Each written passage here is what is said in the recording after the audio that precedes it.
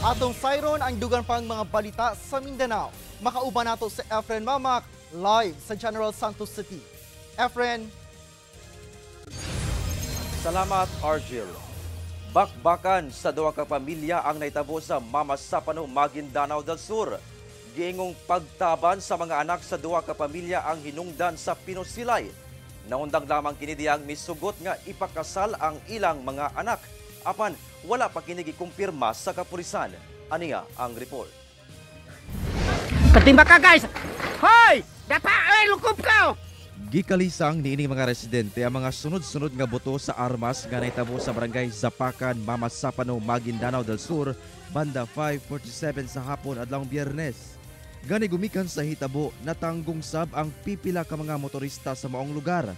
Pipila sab sa mga residente ang namakwit sa kahadlok nga madamay sa bakbakan.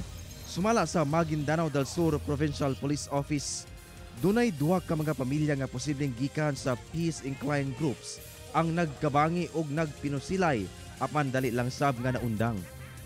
Nagkaroon nga po ng palitan ng putok doon sa dalawang grupo kung saan nagkaroon nga po ng paglikas yung ating mga kababayan doon. Subalit dahil din po sa maagang presensya ng ating kapulisan at kasundaluhan ay maaga rin po na na-disperse yung ating mga grupo na naglalaban.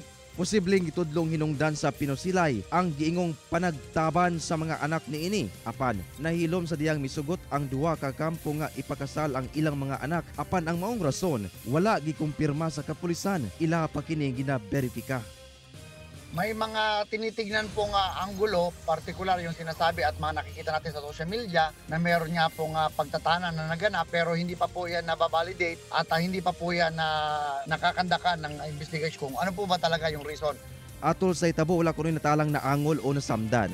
Ginasulayan pasab sa GMA Regional TV1 Mindanao nga makuha ang bahin sa duwa ka pamilya nga nagbangi. Kauban si Gary Balantayog, Bong Vicencio, Efren Mamak, 1 Mindanao.